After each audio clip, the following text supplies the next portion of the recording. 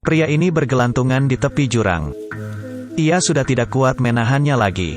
Tapi, ia tidak berani bergerak. Karena ia akan jatuh ke jurang sedalam 100 meter lebih. Batu karang di dasar jurang sangat tajam. Ia pasti mati. Tiba-tiba ia mulai menghitung. Ternyata, ia menghitung frekuensi ombak. Bila mendarat di air, mungkin ia akan selamat. Tapi, kalau gagal, ia pasti mati. Apa dia akan berhasil? Pria ini bernama Alvaro. Hobinya adalah surfing.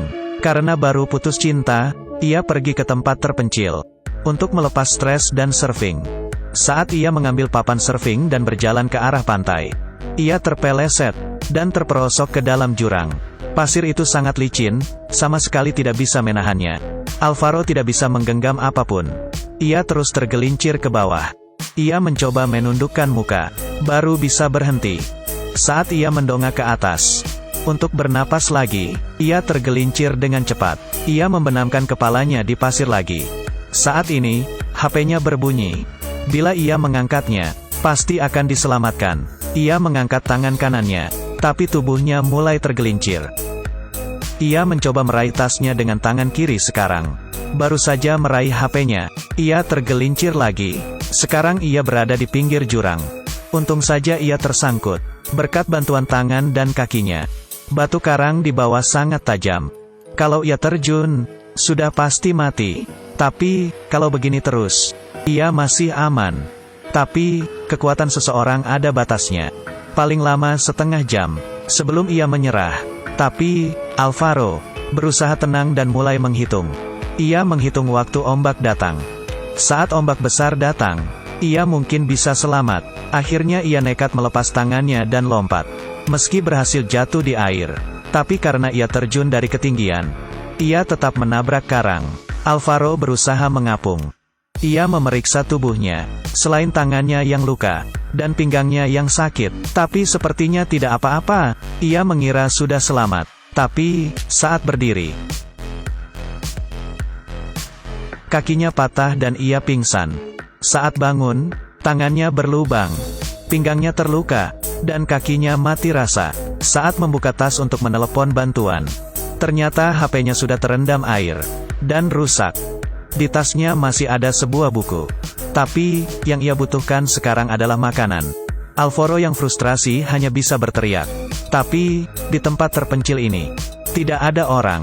Ia kelelahan, dan membalut lukanya dengan baju. Ia berbaring dan ketiduran lagi. Saat bangun lagi, hari sudah malam. Alvaro berpikir ini bukan solusi. Ia mencoba berenang ke pantai di sebelahnya. Kakinya mati rasa. Satu tangannya terluka. Perlahan, ia mengapung dengan satu tangan. Tapi, perutnya sangat sakit. Alvaro tidak kuat. Ototnya juga kejang. Ia mulai tenggelam ke dasar laut. Dan mulai berhalusinasi. Ia melihat pacarnya, yang memutuskannya karena Alvaro selingkuh. Alvaro juga tidak mau minta maaf.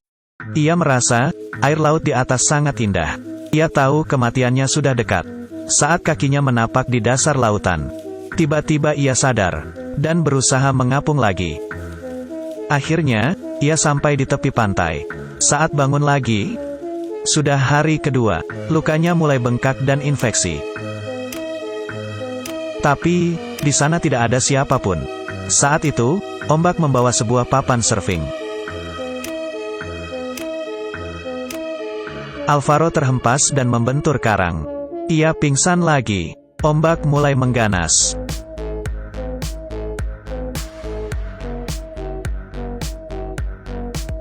Ia bergelantungan di tasnya, sambil terus dihantam ombak. Saat itu, ada helikopter lewat. Tapi, helikopter tidak melihatnya. Tidak tahu sudah berapa lama. Akhirnya air surut. Alvaro bisa duduk sekarang. Tasnya putus dan ia jatuh. Satu hari berlalu lagi. Tapi, ia belum minum setetes air pun. Alvaro kehausan dan mulai mencari kaleng bekas di pantai. Tapi, isinya air laut. Ia menemukan kertas aluminium, dan menyimpannya di tas. Ia mencoba minum kencingnya. Tapi, karena organnya terluka, ia malah kencing darah. Tidak bisa diminum. Untung saja, Alvaro punya sedikit keterampilan hidup.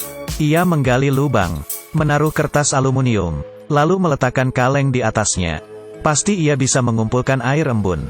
Alvaro bersembunyi di antara bebatuan. Ia membungkus kakinya, tapi masih gemetar kedinginan. Malamnya, petir menyambar. Alvaro mengira akan hujan. Ia meletakkan gelasnya, dan membuka mulutnya lebar-lebar. Ternyata, itu cuma hujan monyet, yang turun hanya sebentar. Bahkan, seteguk pun tidak sampai. Alvaro menjilati air di kertas aluminium. Akhirnya, ia minum setelah 2 hari. Selanjutnya adalah masalah makan. Alvaro pura-pura mati. Ia sudah menggenggam tongkat, sambil melirik seekor burung. 1 pukulan dan ia makan. Ia meremehkan burung itu. Saat memukulnya, burung itu terbang duluan. Alvaro frustrasi, karena kehilangan makan siangnya. Tapi, HP-nya tiba-tiba berbunyi. Alvaro mengeluarkannya dari dalam pasir. Ia sangat sedih, dan mulai minta tolong. Tapi, orang tuanya terus berbicara, dan tidak mendengarnya. Ternyata, itu adalah rekaman. HP-nya hidup lagi, dan bisa memutar video. Semangat hidup Alvaro mulai membara lagi. Ia melihat papan surfing itu, dan menulis SOS di pasir. Tapi, tulisannya langsung terhapus ombak. Alvaro mencoba untuk terakhir kali. Saat ini, ia melihat pacarnya. Lalu, ia mengikat tangannya di papan surfing, dan merayap ke air. Meskipun tubuhnya sudah tidak kuat, tapi ia berusaha sekuat tenaga. Hatinya memiliki niat untuk terus hidup. Ia belum pernah begitu fokus. Ia berusaha mendayung ke tengah laut. Entah sudah berapa jam, akhirnya tubuhnya menyerah. Ia jatuh dari papan surfing. Tali di tangannya juga lepas. Ia jatuh ke dasar laut dalam. Kenangan indah bersama pacarnya mulai terlintas. Mereka sedang makan malam di pantai. Saat itu, sebuah bayangan raksasa menghampirinya. Itu bukan paus, tapi kapal penyelamat. Seorang penyelam melompat dan menarik Alvaro. Setelah terdampar selama 48 jam, Alvaro akhirnya selamat. Beberapa saat kemudian, kondisinya membaik. Ia sekarang merasa seperti lahir baru, dan menyesali keegoisannya. Sudah lama, ia tidak menemui orang tuanya. Ia sangat menyesal sekarang. Ia juga menyakiti pacarnya. Saat itu, pacarnya datang. Film ini dibuat berdasarkan kisah nyata. Film selesai. Alvaro kembali ke pantai itu, ditemani oleh seorang pria yang mirip dengannya. Dia adalah Alvaro yang asli. Film ini mengajarkan kita betapa pentingnya punya pacar, karena kekuatan cinta bisa membuat kita hidup.